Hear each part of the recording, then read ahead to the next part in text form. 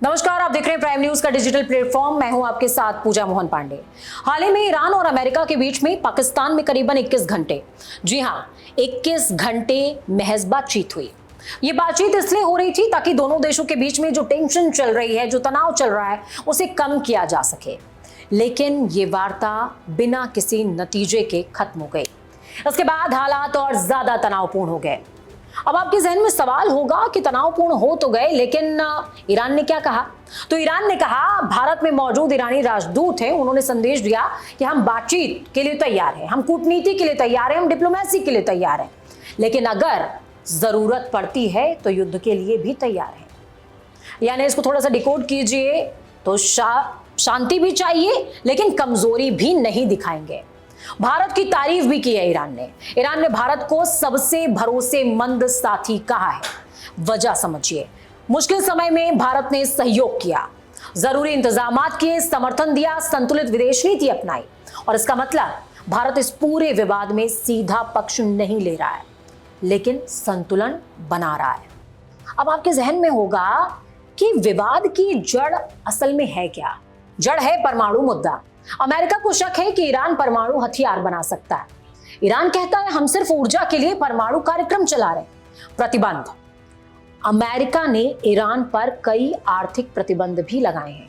तेल बेचने में मुश्किल हो रही है, अर्थव्यवस्था पर दबाव पड़ रहा है। ईरान की मांग है कि प्रतिबंध हटा लिए जाएं। युद्ध के हर जाने की भी एक मसला है जो कि अटका हुआ है। युद्ध का हर जाना, ईरान का आरोप है अमेरिका और इजरायल ने हम पर हमला किया और यही वजह है कि नुकसान की भरपाई होनी चाहिए। 5 मुख्य शर्तें क्या हैं ईरान की, जिस पर बात नहीं बनी है।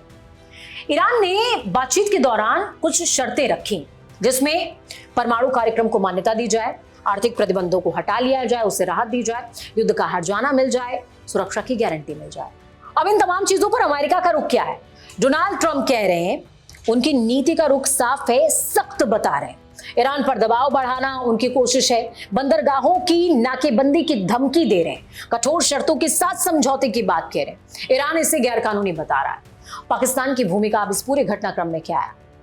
असल में पाकिस्तान का जो मसला है वो बड़ा छोटा सा है। पाकिस्तान में ये बातचीत हुई, पाकिस्तान ने मध्यस्थता की भूमिका निभाई, लेकिन बातचीत सफल नहीं हो पाई। होर्मुज़ स्ट्रेट भी इस पूरे घटनाक्रम में सबसे इंपॉर्टेंट की है। स्ट्रेट ऑफ होर्मुज़ दुनिया का सबसे अहम समुद्री रास्ता है।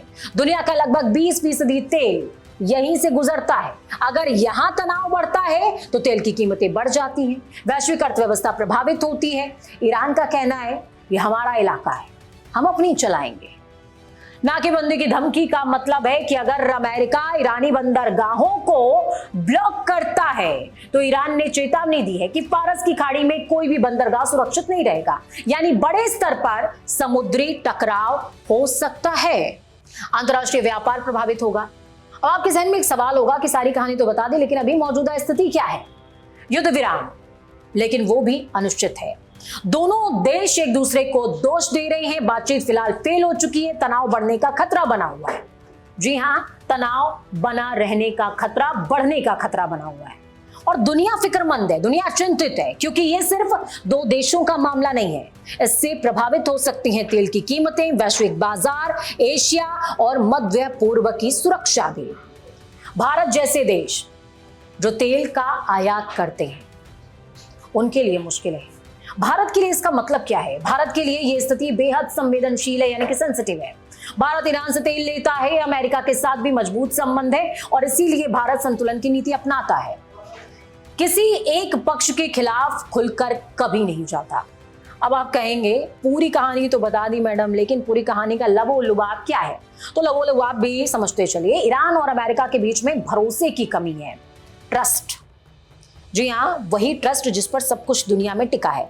दोनों शांति की बात करते हैं, लेकिन दबाव भी बनाते हैं। बातचीत फेल हो जाती है, तनाव बढ़ जाता है और बढ़ रहा है, बढ़ गया है। अगर हालात बिगड़ते हैं तो इसका असर पूरी दुनिया पर पड़ेगा, ये तय बात है। फिलहाल इन सब के बीच में भारत ने अपनी कूटनीति का लोहा मनवाया है। अमेरिका आंखें दिखा रहा है और कहानी में इजरायल दूर तक नजर नहीं आ रहा है, जबकि मेन प्लेयर, जी हाँ, मेन प्लेयर इस पूरी कहानी का ईरान और इजरायल है, जिसमें से इजरायल पिक्चर से आउट है। तो बहुत कुछ है जो भविष्य में डिकोड होगा, बहुत कुछ है जिस पर मैं आपको एक्सप्लेनर बना करके समझाने की कोशिश करती रहूंगी कि आखिरकार मौजूदा हालात क्या चल रहे हैं। लेकिन आज के लिए, अभी के लिए, इस मसले के लिए, इस मुद्दे के लिए मैं पूजा मोहन पांडे साइनिंग ऑफ।